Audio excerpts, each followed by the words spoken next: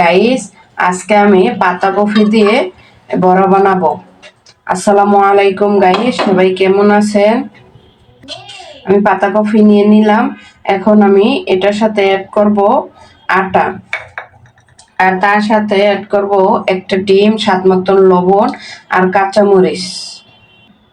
আমি এটাকে এখন সুন্দর করে মিশিয়ে নেব।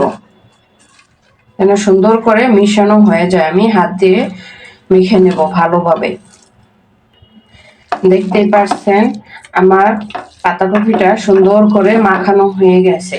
আমি অল্প একটু নিছি, তাই একটা ডিম নিলাম। আপনারা যেরকম বানাবেন ওই অনুপাতে আপনারা ডিম দিবেন।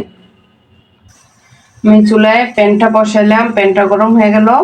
এখন আমি তেল দিয়ে দেব। বড়া ভাজার জন্য একটু তেল বেশি দিতে হয়, আমি একটু বেশি করে তেল দিয়ে দিলাম।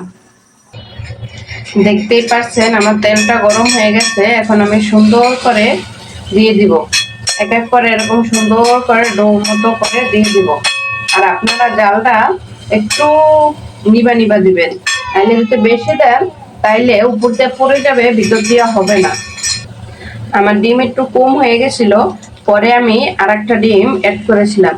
এই তো দেখতেই পাচ্ছেন আমার ডোগুলো সুন্দরভাবে দেওয়া হয়ে গেছে।